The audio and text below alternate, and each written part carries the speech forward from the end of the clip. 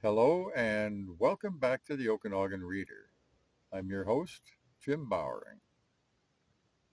There are only 4 chapters left in this novel. This reading is chapter 44 of Green Comet, the first novel in the Green Comet trilogy.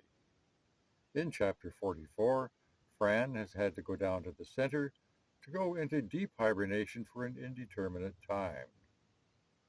Elgin tried to find things to do to make being awake worthwhile, but it wasn't working. He was relieved when his time was up and he could go down. He felt that he was getting older while she wasn't. He got up for a while when Buzzard got back, and they kept bringing him up for what they thought were good reasons, but he would have preferred to stay down until Fran was cured. Elgin was miserable. Here we go then. Chapter 44. Fran goes down for good. You don't have to do this, you know. Stanton was standing with Elgin, looking at the waste treatment plant. I do, said Elgin. It's the 20% rule. He was talking about the rule that obliged people to spend 20% of their waking time working at the less popular jobs. It could be a little during each waking, or all in one whack. But by the time they were up for 100 years, they must have spent 20 of them doing the work that otherwise might not get done. For the other 80%, everyone was entitled to do the work they wanted. I know, said Stanton, but you don't have to. You have earned the right to take a pass. No one has that right. Not as a rule, no, but you've earned the right to special dispensation. Hundreds of volunteers would fight for the honor of doing your 20% for you. Stanton turned to face Elgin for emphasis. Besides, he said, don't you think facing down the scout qualifies? You've got over 20 years right there. No, said Elgin. That doesn't qualify because I wanted to do it. Stanton nodded because he agreed. He wasn't going to use those years against his 20% either. As a last stab, he said, couldn't you at least rest on your laurels? People hold you in high esteem. They wouldn't mind if you didn't do this. That's all the more reason to do it, said Elgin. If they're looking up to me, then I need to set a good example. He thought of Francis and added, especially for the children. Stanton clasped his shoulder. That's what I thought you'd say. He tried one last argument. You don't have to do it now, though. You're nowhere near 80 years yet. I know, said Elgin, but I don't believe in leaving it until the last minute. With that, he rubbed his hands together and went to work. Elgin worked in waste reclamation for the remaining 17 years of his waking. It wasn't all he did. He also played flashball and went to the cafe. He would drop into the shop to visit with Stanton and his current engineers. He visited the doctor a few times, but that always turned into yet another confirmation that they had no idea what was wrong with Fran, so he stopped going.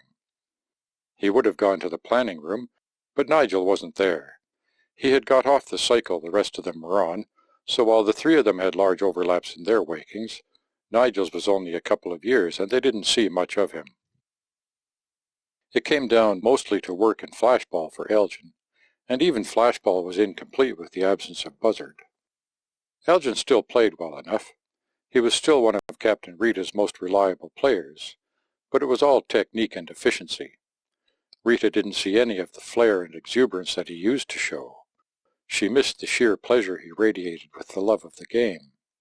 Now, even though she knew she could put him in any situation, it was nothing more than the execution of his responsibility to him. After a game, she went to sit with him in the locker room.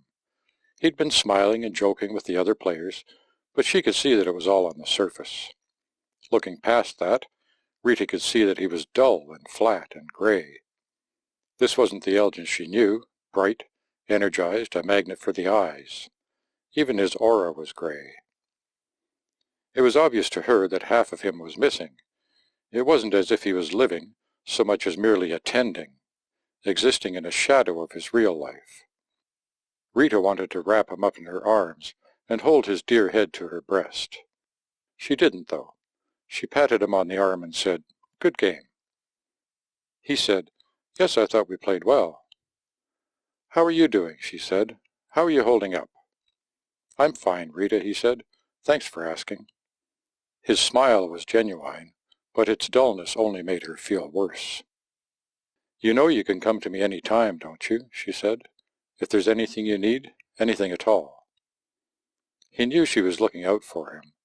He could tell how much she wanted to ease his pain, and it hurt him even more that he couldn't help her do that. He knew he was broadcasting his misery and making other people unhappy, so he looked forward to 17 years being up and letting him escape into hibernation. Thanks, Rita, he said. I know. By the time the 17 years was up, Elgin transformed waste treatment. Though he started out as a novice apprentice, within a few years he had responsibility for the whole thing. He made a few changes and increased the overall efficiency of the system by almost 20% and, with the help of his little friends the bacteria, turned it into a net producer of electricity. He also had some success in reducing odors. It was already very good. In an enclosed environment it has to be, but his improvements meant that catching a whiff of it was rare and an indication that he'd better have a look at it. If it smelled, it needed tweaking. The most important change wasn't in the operation of the system, though. Because of his example, working in waste reclamation became a desirable job. People no longer did it grudgingly to pay off their 20%. Now they were lining up for the privilege. Working with him during his tenure became a premium status symbol, and working there after he was gone was almost as good. At last it was over, and he could go join Fran at the center. As he drifted off, he thought about the fact that now he was 73 years old, and she was 56. When Elgin woke up 80 years later, Fran was there looking healthy and happy, but no one was as optimistic as last time. They were right to be cautious. Although she seemed to be all right for the first year, signs of deterioration began to appear. 18 months in, she was getting ill and had to start thinking seriously about preparing for hibernation. She had several long talks with the doctor, which seemed to make her simultaneously sad, hopeful, and philosophical. On their last evening together in their apartment, in the dim lighting of the middle of the night, she and Elgin were talking about the future.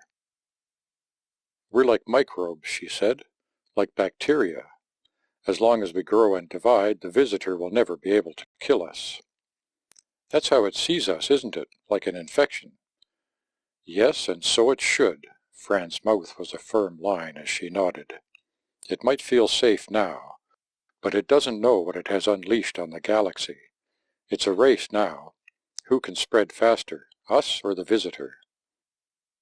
In the morning, she awoke to find that she had been incontinent in her sleep.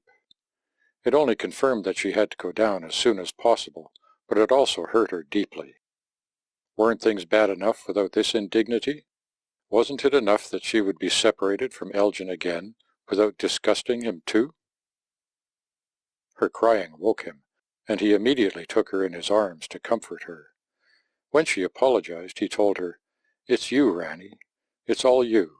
I can't get too much of you." That made her cry more, but it was tears of relief and love. It was cleansing and healing, and it eased the pain.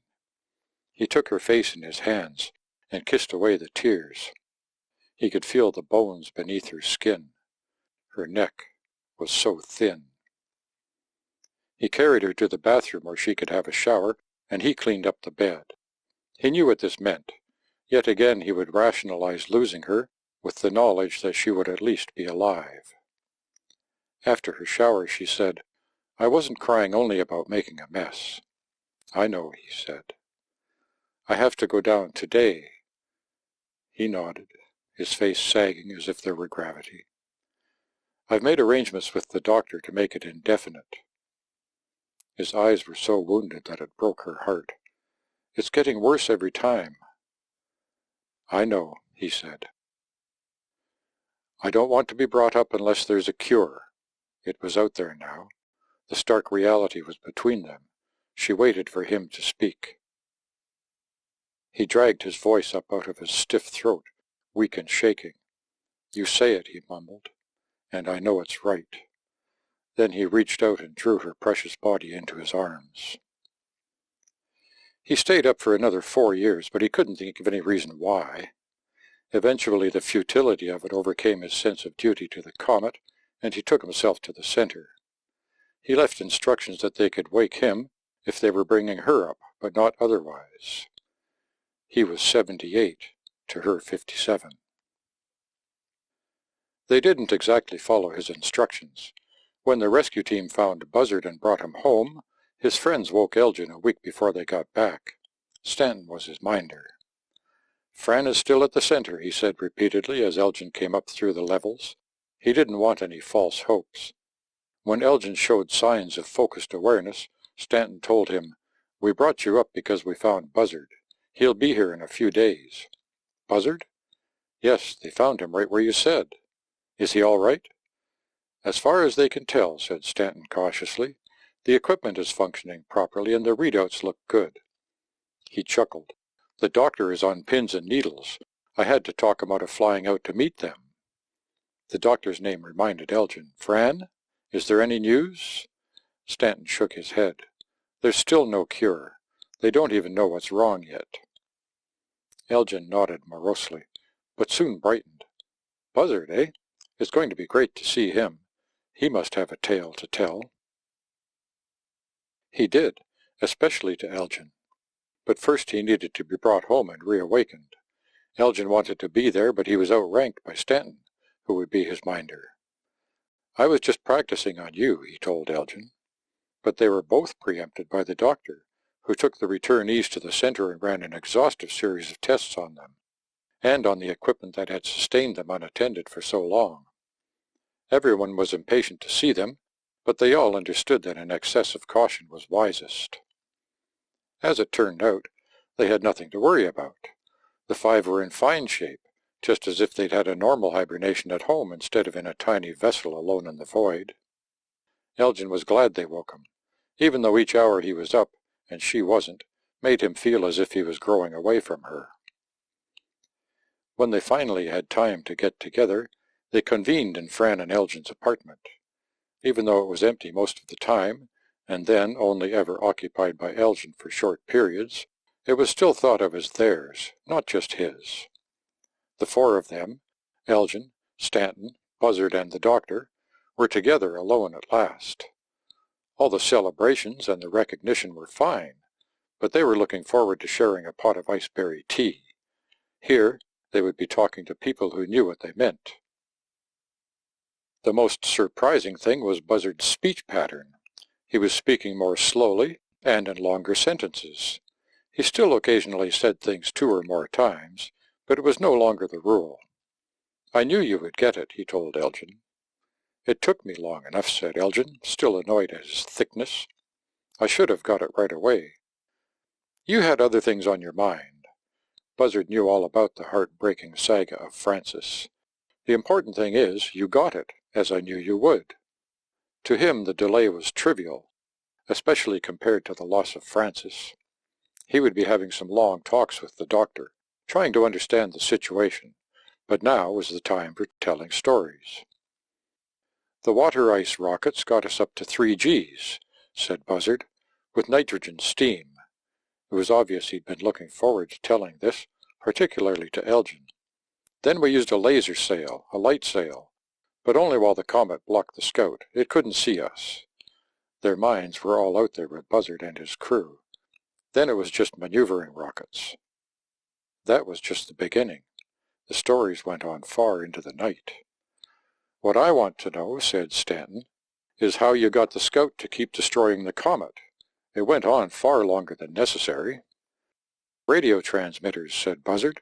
"We buried a bunch of radio transmitters." "I thought it was something like that. Is that all it took?" "No. We conditioned the Scout first by associating a weak radio signal with our weapons." Buzzard grinned. "We hoped it would react to the fake signals." "It did," laughed Stanton. "You should have seen it." His smile faded as he remembered how it made him feel. The apartment's ceiling went through its changes over their head as the lighting in the square went through evening to deepest night. They didn't notice, though, so engaged were they in each other's experiences. This was the best thing that happened to Elgin since he lost Fran. In all, he stayed up for 2 years. It was good to work with Buzzard and Stanton again, and better than good to play flashball with Buzzard. It couldn't last, though. He felt himself getting further away from her, and decided to go back down. Now he was 80, and she was still 57. They woke Elgin again several centuries later when they had to decide whether to pick up a small comet. Orange Comet spotted it as they went by it far ahead of them. They would pass it at a considerable distance, and it was only 5 kilometers in diameter, so the choice wasn't obvious. They thought Elgin's talent was just what they needed.